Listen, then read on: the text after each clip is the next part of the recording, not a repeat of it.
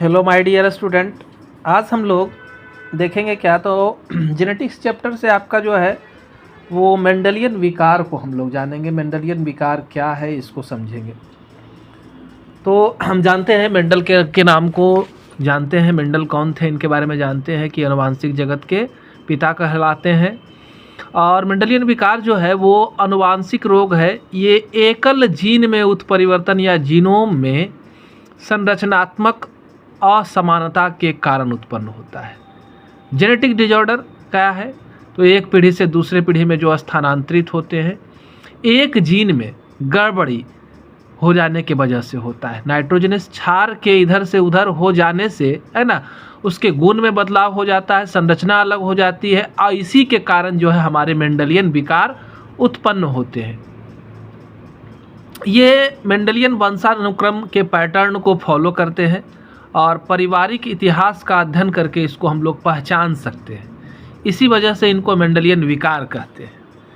अब मेंडलियन विकार की विशेषताएं क्या क्या होती है, तो सबसे पहला तो हम लोगों ने देखा कि एक जीन में उत्परिवर्तन होता है। हम जानते हैं जीन आनुवांशिकता की इकाई है। जीवों में लक्षण को निर्धारण करने के लिए जीन ही जिम्मेवार होते हैं। अब जब इन जीन में उत्परिवर्तन होता है तो इसके वजह से क्या होगा, जीन प्रोटीन को अभिव्यक्त करते हैं, प्रोटीन संश्लेषण में मदद करते हैं, नए गुणों का निर्माण करते हैं, तो प्रोटीन की अभिव्यक्ति भी बदल जाएगी, यानी नए गुण का विचार भी बदल जाएगा, नए गुण के लक्षण भी बदल जाएंगे। यानी जीन उत्परिवर्तन से जीवों के लक्षण में बदलाव होगा और लक्षण में बदलाव का मतलब आनुवांशिक विकार। हम लोग जान गए कि मेंडलियन विकार जो है वंशानुक्रम पैटर्न का पालन करते हैं। पीढ़ी से पीढ़ी ये स्थानांतरित होते जाते हैं, है ना। अब वंशानुक्रम के माध्यम से इनकी पहचान भी की जा सकती है। परिवार के इतिहास का अध्ययन करेंगे, जैसे कि वंशावली विश्लेषण करेंगे, पेडिग्री एनालिसिस जिसे कहते हैं, और अनुमान लगाया जाता है कि किसी व्यक्ति के आनुवांशिक विकास का, इसके पिता को अगर आनुवांशिक विकार था तो आने वाले बच्चे को आनुवांशिक विकार का खतरा होगा या नहीं होगा, हम अध्ययन करेंगे एलील के पैटर्न के आधार पर, है ना। कुछ मेंडलियन विकार जो होते हैं जन्म से ही देखे जा सकते हैं। अब यहाँ पर कुछ उदाहरण को आप ले ले, तो जैसे फेराइन कीटोनुरिया है, सिस्टिक फाइब्रोसिस है। तो सबसे पहले सिस्टिक फाइब्रोसिस का अध्ययन करते हैं, थोड़ा सा जानते हैं इसके बारे में। होता क्या है, इसमें फेफड़ा है, अग्नाशय है और भी आंतरिक अंग के अंदर फाइबर्स का जमाव होने लगता है इस बीमारी में। अब देखिए, फेफड़े के अंदर अगर फाइबर्स का जमाव होगा तो श्वसन क्रिया तो बाधित होगी। अग्नाशय के अंदर अगर फाइबर्स का जमाव होगा तो अग्नाशयिक रस का निर्माण कैसे होगा, है ना। बीटा सेल कैसे काम करेंगे, इंसुलिन का निर्माण कैसे होगा, तो ये अंग प्रभावित होंगे तो जीवों के ऊपर प्रभाव पड़ेगा ही पड़ेगा। एक है सिकिल सेल एनीमिया। हम जानते हैं कि इसमें क्या होता है, हमारे हीमोग्लोबिन का पैटर्न चेंज हो जाता है। बीटा चेन जो होते हैं उसमें GUG के जगह पर GUG आ जाता है। एक नाइट्रोजनी क्षार के उत्परिवर्तन से सिकिल सेल एनीमिया हो जाता है। यानी हमारे RBC का आकार जो है वो हाशिए के आकार का हो जाता है।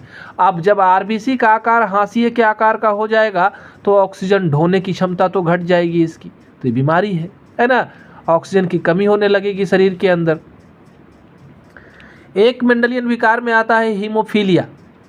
हीमोफीलिया क्या है, तो हीमोफीलिया में रक्त का थक्का जमाने के जो कारक होते हैं, 1 से 12 तक रोमन में कारक को लिखा जाता है, उस कारक की कमी हो जाती है, जिसके वजह से हाथ पैर कटने में के बाद जो है खून जमना जो है मुश्किल थोड़ा हो जाता है।